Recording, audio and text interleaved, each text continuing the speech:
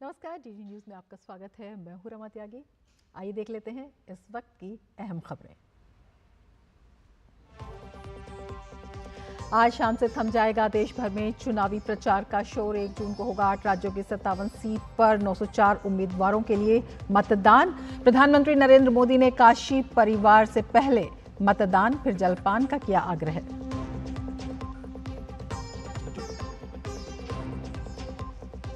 PM Modi ने पंजाब के होशियारपुर में विशाल जनसभा को संबोधित करते हुए इंडी गठबंधन पर जमकर साधा निशाना। प्रधानमंत्री ने तीसरे कार्यकाल के रोड मैप की दी जानकारी। कहा, अगले 5 साल में कौन से बड़े निर्णय लेने हैं, इसकी भी खींची जा चुकी है रूपरेखा।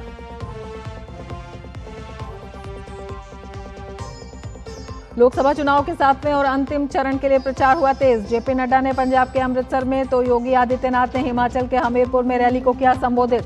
राहुल गांधी ने ओडिशा के बालासोर में की जनसभा। वहीं ममता बनर्जी ने कोलकाता के जादवपुर में किया रोड शो।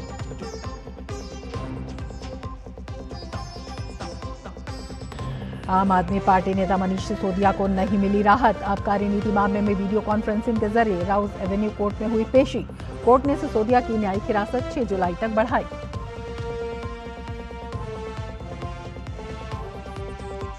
भीषण गर्मी के बीच जल संकट से दिल्ली के कई इलाकों में हाहाकार। टैंकरों के माध्यम से पहुंचाया जा रहा पानी।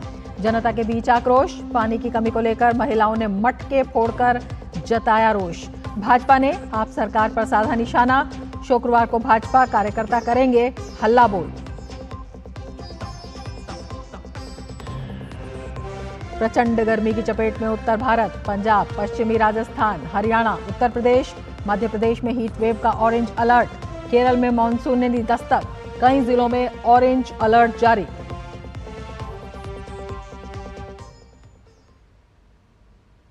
और अब लेते हैं समाचारों को विस्तार से। आज शाम लोकसभा चुनाव 2024 का प्रचार थम जाएगा। प्रचार के अंतिम दिन सभी दलों के दिग्गज पूरी ताकत के साथ अलग अलग स्थानों पर जनसभा करने वाले हैं। 7वें और अंतिम चरण के लिए 1 जून को 57 सीटों पर मतदान होना है। आखिरी चरण में कुल 904 उम्मीदवार चुनावी मैदान में हैं। अंतिम चरण के मतदान के लिए एनडीए और विपक्ष के नेताओं ने पूरी ताकत झोंक दी है। अगर आखिरी चरण के दिग्गजों की बात करें तो 1 जून को प्रधानमंत्री नरेंद्र मोदी की वाराणसी सीट पर भी मतदान होना है। वहीं पश्चिम बंगाल में ममता बनर्जी के भतीजे अभिषेक बनर्जी की डायमंड हार्बर सीट पर दिलचस्प मुकाबला देखने को मिल रहा है। वहीं बिहार में लालू प्रसाद यादव की बेटी मीसा भारती की पाटलिपुत्र सीट से वो चुनावी रण में है।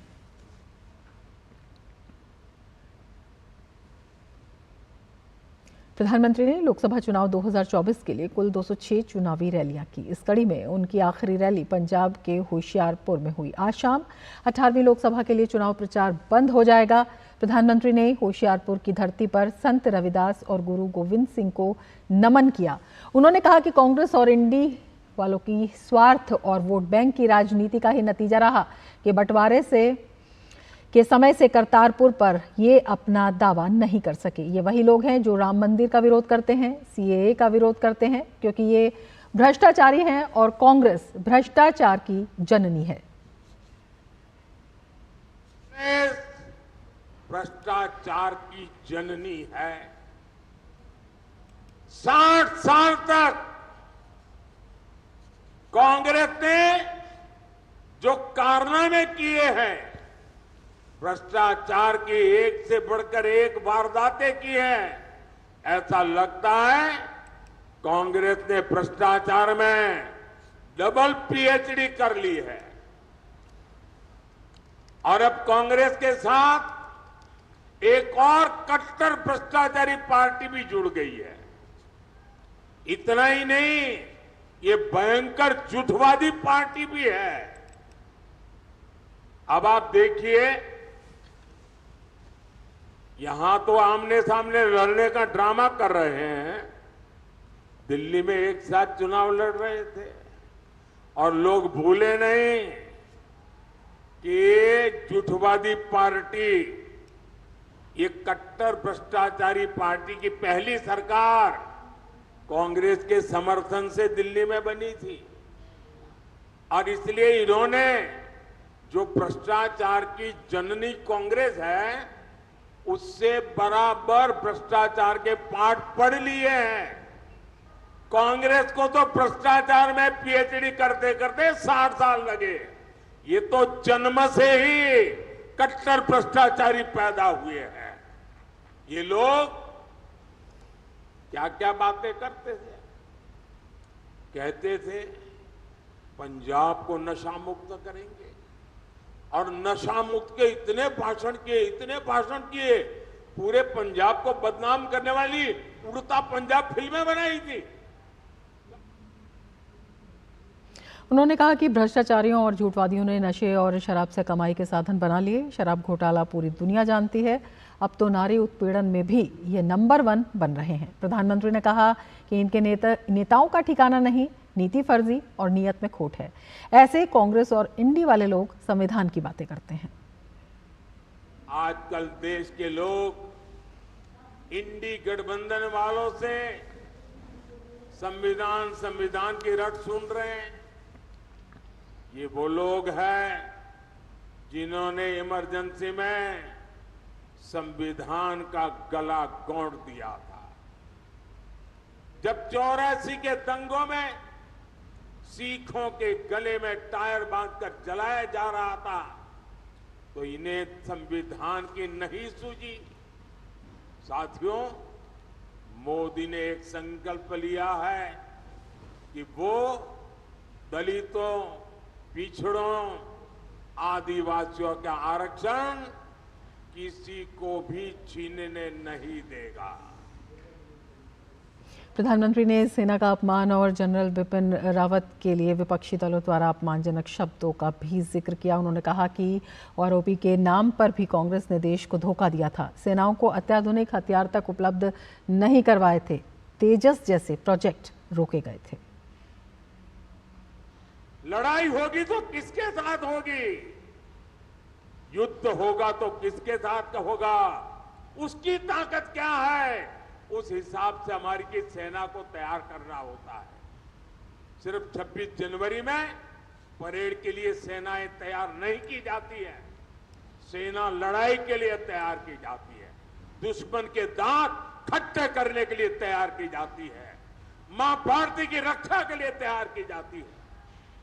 लेकिन इन्होंने सेना को भी राजनीति का हथियार बना दिया। इससे बड़ा पाप कोई नहीं कर सकता है। और मैं इंडिया अलायंस वालों को कह रहा हूं, मैं चुप बैठा हूं, इसका मतलब ये समझिए, गलती मत कीजिए मोदी को समझने की। अगर मोदी जिस दिन मुंह खोलेगा, तुम्हारी 7 पीढ़ी के पाप निकाल करके रख दूंगा। आपको मोदी को जितनी गालियां दे दीजिए, लेकिन मेरे देश की सेना का अपमान ये मोदी नहीं सहन करेगा। एक और महत्वपूर्ण बात प्रधानमंत्री ने दोहराई। उन्होंने कहा कि अंतिम चरण 400 पार कराने के लिए निर्णायक है और ये ऐतिहासिक होगा जब लगातार तीसरी बार बहुमत की सरकार केंद्र में वापसी करेगी। सरकार बनते ही तीसरे टर्म में अगले 125 दिन में क्या होगा, सरकार क्या करेगी, सरकार कैसे करेगी, सरकार किसके लिए करेगी, सरकार कब तक करेगी, इसके रोड मैप पर काम कर लिया गया है। इसमें भी 25 दिन विशेष तौर पर युवाओं के लिए केंद्रित किए गए हैं। अगले 5 साल में कौन से बड़े निर्णय लेने हैं, इसकी भी रूपरेखा खींची जा चुकी है। और आइए अब आपको ले चलते हैं विदेश मंत्रालय की प्रेस वार्ता में।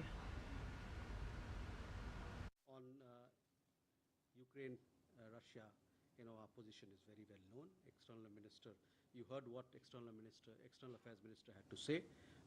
We have consistently called for dialogue and diplomacy being the way forward on this particular matter. Raza, on the question that these European countries have now come up and recognized Palestine as to how we look at it, let me tell you that India recognized Palestine way back in the 1980s. So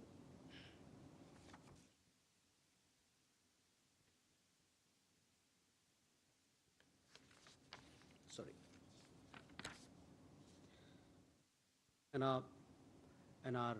It has been a long-standing position that we support two-state solution, which entails the establishment of a sovereign, viable, and independent state of Palestine within recognized and mutually agreed borders, living side by side with Israel in peace. So that is how we look at it. What they are doing now, we already done in the 1980s.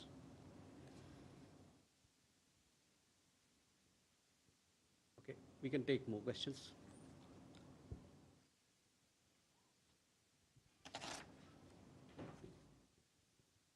Uma?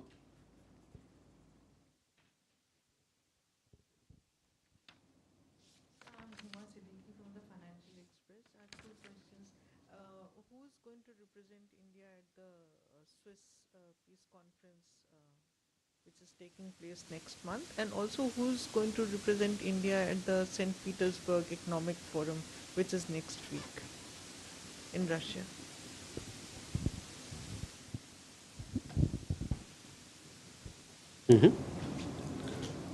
Please. I am Sanjeev Balwa from The Week magazine. This is in the light of the May 13th,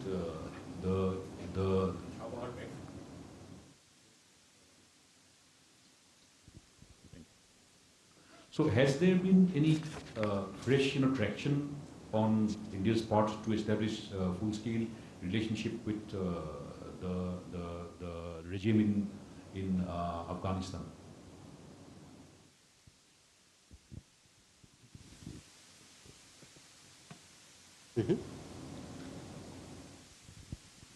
Chandrakala this side from ETV Bharat. So there is a report suggesting that Pakistan has repatriated 5 Indian prisoners, including Wahida Begum from Assam and her 11-year-old son. They were detained for over a year in Quetta jail for lacking valid passports and visas. If I can have some more information on this, basically on the other Indian prisoners. Thank you. Hi sir, this is Alpi from NDT. So this is about the comment made by US State Department spokesperson Matthew Miller. He has recently said that on the issue of religious liberty, US has been engaging with many countries, including India. Your comments, please.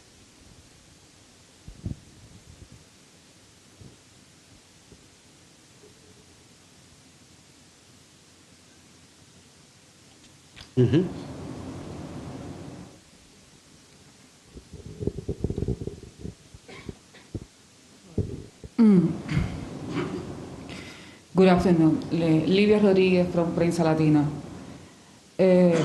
Recently, the U.S. government removed Cuba from its list of countries that do not fully cooperate with its anti-terrorist efforts.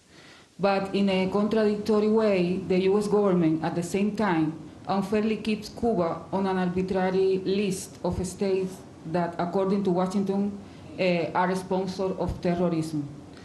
We would like to know Indians' opinion on this issue, taking into account that this designation by the United States on Cuba affects the Caribbean island possibility to trade with other countries, and is a weapon to apply more than just coercive measures against the island and tighten the illegal economic blockade that the United States has maintained against the island for more than 60 years. Thank you. Thank you.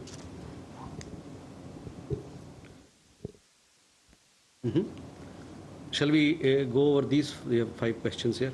Huma, regarding peace conference, we have told you earlier also that we have not yet taken a decision on our participation. That decision, as and when it's taken, you will come to know, or we'll announce it. Similar is the case with St. Petersburg Economic Forum. At this point in time, we have yet to take a decision as to who's going to go. You will come to know about it. Sanjeev, regarding your question about Chabahar, we had come out with a press release where we talked about the importance of the project Chabahar, long-term contract that we've signed. We've also talked about this particular project enhancing connectivity in the region, especially for Afghanistan, where we deliver humanitarian aid and assistance, and also help landlocked countries in Central Asia. So that is how we look at the Chabahar project. As far as Afghanistan goes, that it has been our consistent policy that we support the people of Afghanistan, especially through humanitarian assistance. विदेश मंत्रालय की press वार्ता का सीधा प्रसारण आप देख रहे थे। आगे बढ़ेंगे, लेकिन उससे पहले लेते हैं एक ब्रेक। आप देखते रहिए डीडी न्यूज़।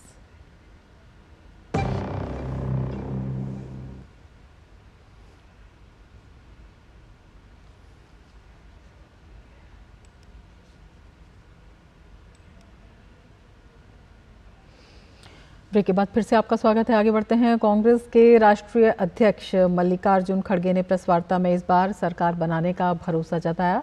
मल्लिकार्जुन खड़गे ने कहा कि हमें विश्वास है कि 4 जून को इस देश की जनता एक नई वैकल्पिक सरकार को चुनेगी। इंडी गठबंधन पूर्ण बहुमत की सरकार बनाएगा और हम इस देश को एक राष्ट्रवादी और विकासवादी सरकार देंगे।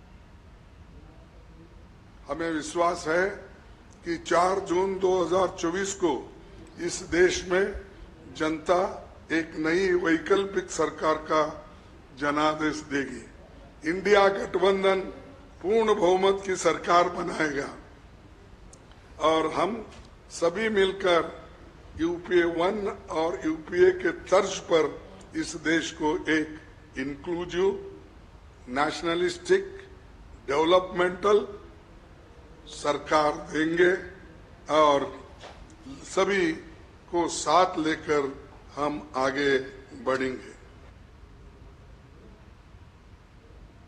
आखिरी चरण के मतदान के लिए चुनाव प्रचार भी जोरों शोरों से चल रहा है। इसी कड़ी में कांग्रेस के स्टार प्रचारक राहुल गांधी ओडिशा के बालासोर पहुंचे, जहां उन्होंने चुनावी सभा को संबोधित करते हुए कहा कि अगर उनकी गठबंधन की सरकार बनती है तो वो ओडिशा की महिलाओं के खाते में पैसे ट्रांसफर कर उन्हें आर्थिक लाभ देने का काम करेंगे।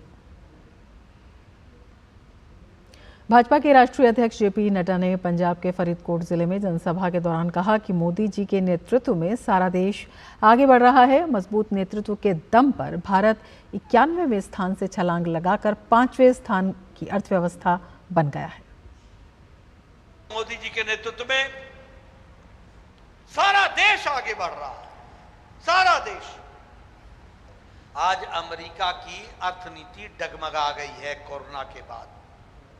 आज यूरोप की अर्थनीति पिछड़ रही है।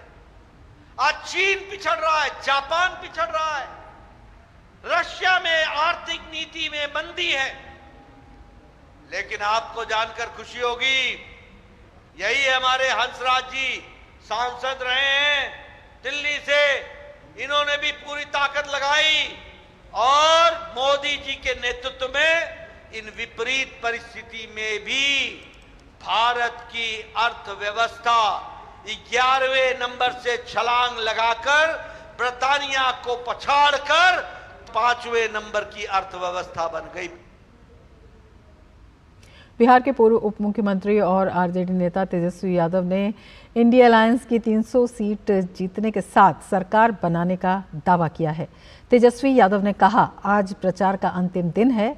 इस बार इंडिया अलायंस की सरकार बनने जा रही है। हम लोग 300 सीटें पार कर रहे हैं। पीएम मोदी को उनकी 3 महबूबा बेरोजगारी, गरीबी और महंगाई चुनाव हरवा रही हैं। इंडिया की सरकार बनने जा रही है, हम लोग 300 पार कर रहे हैं और मोदी जी को उनकी 3 महबूबा जो है वो चुनाव हरवा रही है, जिससे सबसे ज़्यादा प्यार उन 3 महबूबाओं से करते हैं मोदी जी। पहली महबूबा है बेरोजगारी, दूसरी महबूबा गरीबी और तीसरी महबूबा महंगाई। ये तीनों महबूबा मोदी जी की चुनाव हरवा रही है। पश्चिम बंगाल के मुख्यमंत्री और टीएमसी प्रमुख ममता बनर्जी पूरी ताकत के साथ चुनाव प्रचार कर रही हैं। इसी क्रम में चुनाव प्रचार के आखिरी दिन ममता बनर्जी ने जादवपुर से गोपाल नगर तक रोड शो किया और जनता का समर्थन मांगा।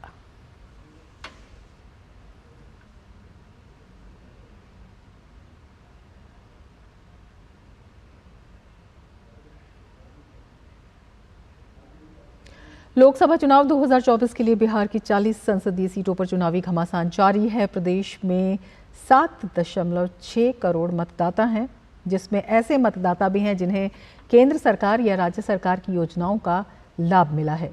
चुनाव में लाभार्थी मतदाताओं का किस तरफ रहेगा झुकाव, देखते हैं हमारे संवाददाता धीरज कुमार की इस रिपोर्ट में।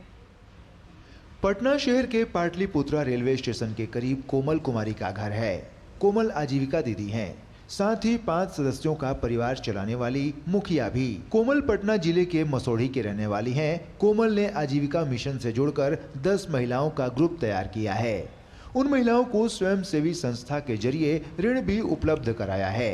महिलाएं ऋण से रेहड़ी पटरी पर रोजगार चलाती हैं और अपने परिवार का पोषण भी करती हैं। जीविका मिशन ने कोमल जैसी लाखों महिलाओं की किस्मत बदली है। ये महिलाएं आत्मनिर्भर हैं और परिवार की मुखिया भी। जीविका दीदी बनने से यही है कि महिलाओं के बीच में रोजगार बढ़ा है, जिससे कि मतलब गरीब तबके की महिला लोग इससे जुड़ी हैं, जिसका रोजगार बनने से उनका परिवार और खुद अपने आप पर आत्मविश्वास से भरी हैं और अपना रोजगार पालन पोषण अपना जीविका से जुड़ के करती हैं। वो गरीब तबके की महिला को जोड़ के 10 महिला को जोड़ के समूह बनाया जाता है। उसमें उनको बचत करना होता है, बैंक से जोड़ के उनको लोन दिया जाता है। जीविका समूह की शुरुआत माननीय नीतीश कुमार जी ने किया और देश में सबसे ज्यादा जीविका समूह, जिसको केंद्र सरकार ने बाद में आजीविका माना, आज सबसे ज्यादा लाभुक है तो आजीविका की दीदियां हैं। लाभार्थियों की ऐसी ही पंक्तियां मतदान केंद्रों तक पहुंची हैं, जिन्हें 5 किलो अनाज ने भरोसा दिया है। नल जल योजना ने घर में पानी पहुंचाया है। गैस सिलेंडर ने धुएं से मुक्ति दी है। शौचालय ने इज्जत और आत्मसम्मान दिया है। ये भरोसा उन किसानों को भी है जिन्हें किसान सम्मान निधि का लाभ मिला है। खेतों तक पानी पहुंचा है, अदद छत मिली है और मुद्रा लोन के जरिए रोजी रोजगार का साधन। महिलाओं को जिस प्रकार का लाभ मिला है वो उसको भली भांति समझ पा रही हैं, समझ गई हैं और वो लंबी लंबी कतारों के रूप में मतदान केंद्रों पर दिख भी रहा है। उज्ज्वला योजना ऐसी योजना है जो औरतों को सबसे ज़्यादा भाया है और वही बेसिक मतदाता है मोदी जी के।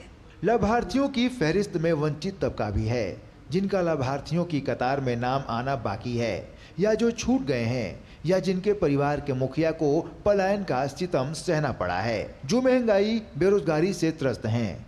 महागठबंधन ऐसे ही मतदाताओं को साधने की तैयारी में जुटा हुआ है।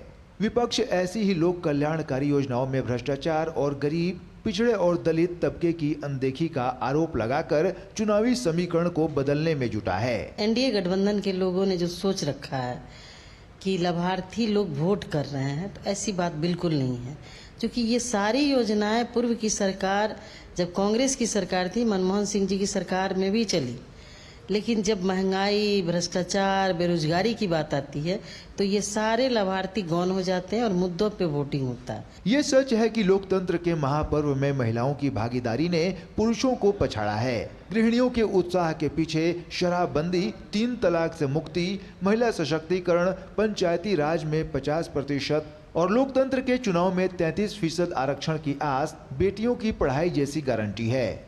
अब देखना है कि मतदाताओं का रुझान किस तरफ जाता है। बुलेटिन में फिलहाल लेते हैं एक ब्रेक। आप देखते रहिए डीडी न्यूज। 3 करोड़ बहनों को लखपति दीदी बनाएंगे, ये है मोदी की गारंटी।